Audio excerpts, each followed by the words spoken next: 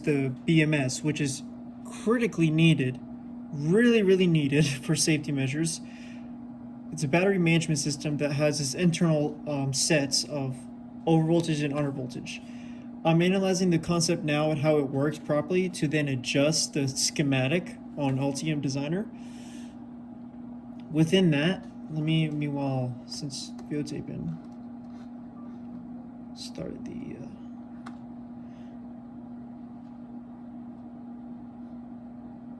or is it, yeah. Uh-oh.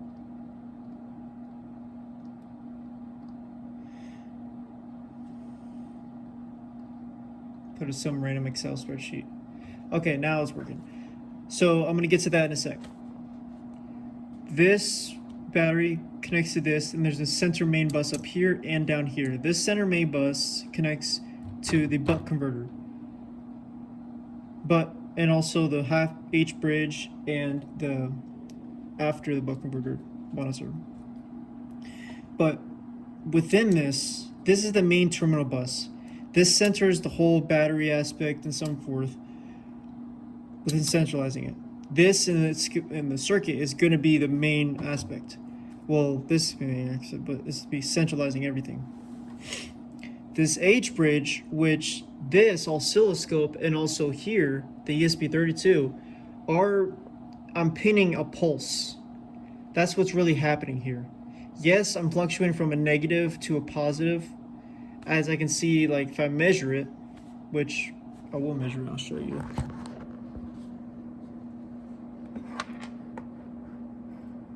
I hate the glare. There you go. Meanwhile, let me go back testing it. I don't know if you saw it. MPP set, VNN, stat 1, stat 2, TS. Control enabled. Nope.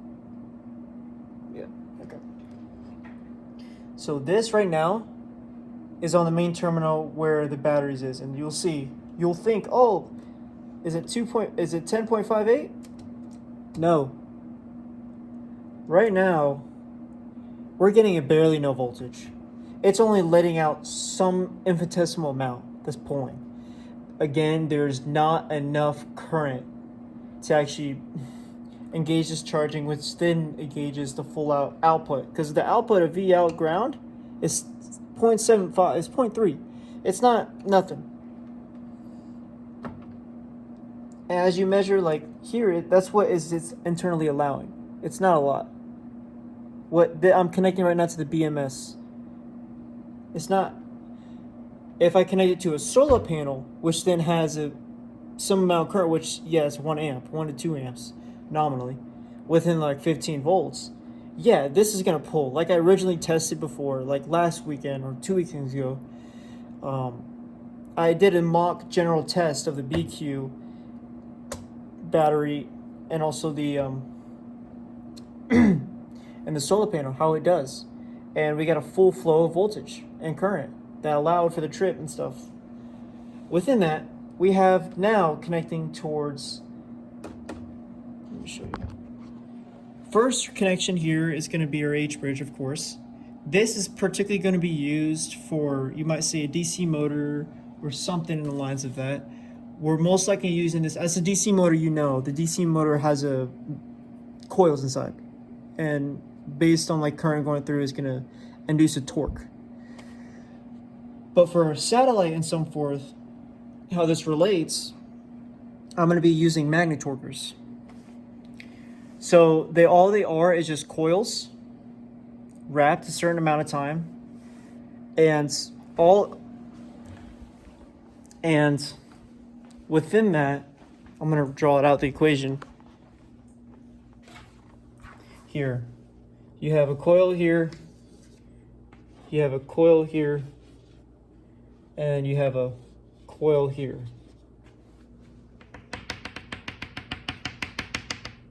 This is your Z, this is your X, and this is your Y. We can then find out the magnetic field by number of turns times the current times the area, depending on your direction. Let's say like your direction is theta, that, or something like that. Your number of turns of your magnetic moment, really. Turns of your coil times your current flowing through it, and turns, and then your cross-sectional area,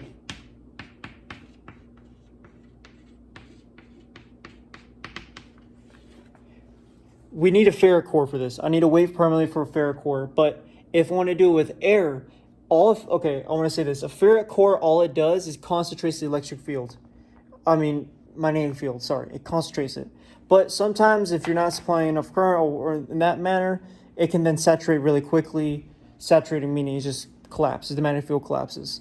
But this is the solar panel I'm going to be testing tomorrow with a friend. He's going to help me out setting this up because there's a lot right now. I'm going to make the PC perf board for this and the perf board for that. Let me get more involved into this.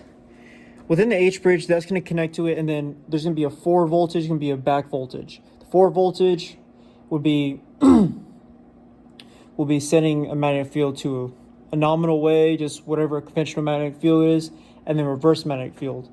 Within that, I would have an IMU and a magnet meter to measure the magnet. Then I need to do it. Let me finish this first, and then I'll come back to it. Within that magnetometer, IMU and stuff, and then after I finish all the complexity of the power system, then I'm going to control dynamics. That's really not my. I'll do a little, but power system's more my thing. Within that, powers this. You might ask, why is ESP32? I could power this to here, but yeah, I just wanted to demonstrate. Because again, I can't power two 5 volts here. Like if I connect this and then connect that, that's immediately going to short it or just not properly work at all. That's just a error waiting to happen. Right here is a load resistor. I'm not really using that right now. It's rated for 100 ohms. I'm going to be using this for the coil. 100 ohms, rated for 25 watts. That's enough headroom. Within that, connect that to here. That will be good, suffice enough to actually perform, like lower the current, because V equals IR. V, the voltage coming through, divided by the internal resistance of the coil, and the resistance of your load resistor steps down the current exponentially, so it's safe for a breadboard. Now, right here is a 1 microfarad capacitor filtering. Here, buck converter, input of the buck converter. This is a buck converter driver for 5 volts, and outputs 5 volts. And I'll show you right now. We can see, ready? This only allows if they are both in parallel. Now switching. Okay. These light indicators, I'm going to replace them with a screen to display the actual voltage. These light indicators for now, I just want to demonstrate something quick, indicate the voltage actually flowing through. And you might say, how is it indicating it? I'm using a TLV, which has 4 op amps. And all the op amp is up here, internally. Op amp is good, that someone taught me. It has BJTs inside. It has a diode, which the diode going in this way is an N channel, which is P, really, Within that has a current source, and then has a resistor up here, your V, whatever. Your output, you would then source your one output to have a reference here. You would use a Schottky diode, of course, thanks to the person that taught me this. Out, and this is your negative, and this is your positive, and then you use a voltage divider. That's your input, or your input. Your voltage divider, base. The Schottky diode is really good as a reference. Within the op amp, then it has an actual comparative. aspect towards it. It's really kind of like a regulator. But that's within this hole. This is the exact one I'm using. It's 13 minutes, god damn. I'm gonna split up into some videos. But this is what I got so far. In here, 0.69 is fluctuating. But right now there's gonna be a voltage drop. This is actually in parallel. I made sure it's in parallel. If it was in series, as you can tell in series, if there's a plus going towards like another plus, those are gonna be canceling out. But if it's gonna be like plus, parallel plus, it's gonna be same voltage, it's gonna be just adding up at that point. If it's series, it just cancels out. That's some basic circuit theory, you know. Within that, we have our buck converter. We have our, I'm gonna measure this for y'all before now my hands are dirty. But this is, I want to express to y'all, whoever, I'm not a professor. This is just a passion that I like doing. And let's see, can I do this? Let's see if that works. Just give it a sec. So fucking slow. But yeah, this is the PWM still going. Now I need to filter it. Yeah, there's kind of like, yeah.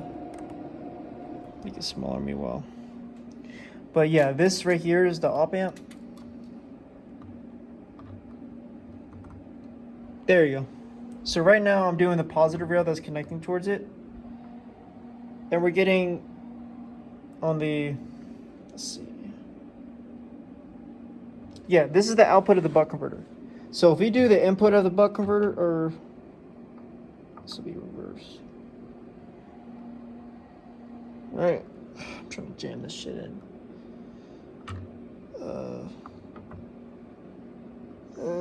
Yeah, there you go. I'm jamming it in. Now we're getting about 10 volts. That's what we're getting over there. Get 10 volts. Again, voltage is a potential difference. So it'll be the positive minus negative. And then now after the buck converter, because again, this connects from here, this power rail here. But yet split from here to the end, use the LM25765.0. Now we should be getting a regular 5 volts.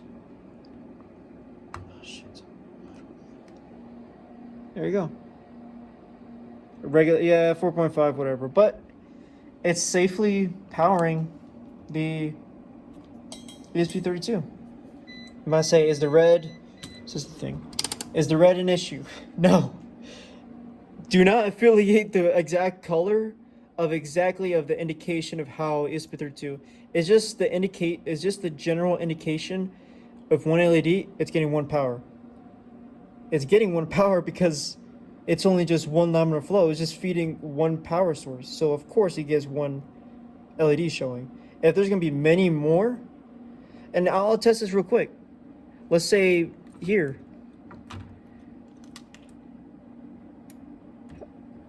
Now here. That shows that that's the exact pin for it. I unplugged this pin, it doesn't matter. But that pin indicates that the voltage sensed by the op amp at this specific rail is sensing. It's between 1 to 4 volts at this moment. And now it's kind of figuratively, it's whatever. But this is the coil, ferrite coil I'm going to simulate, generally connected right here. Measure the magnetic field based on the input current format. I'm going to use this to measure the current, of course. And then, yeah, that's kind of, if I turn this off, yeah, that's going to turn off. This right now situated is just a general aspect. This is not supposed to be a practice. This whole solar panel is supposed to power the whole thing. The only thing that's really tripped is primarily the BMS. There's not enough current to actually properly engage the gates internally of the BMS to then allow the 3.7 series, 3.7 volt or 10.58 volts to actually enable and then provide. The only concern after testing is how current will do. I try to do my best to filter and then have, like I have a fuse here I'm going to add another fuse before entering here, just in case for safety hazards. I did try the linear actuator of this aspect. There was a primary issue. Thank God I turned it off, but it was just pulling too much current. As you can tell from a linear actuator, it pulls current at that startup. But here it does not. The load here, I need to measure the total current, resistance, but the load there should be fine. But yeah, this is what I got so far. And there. Tomorrow, fully test. We'll see how it goes.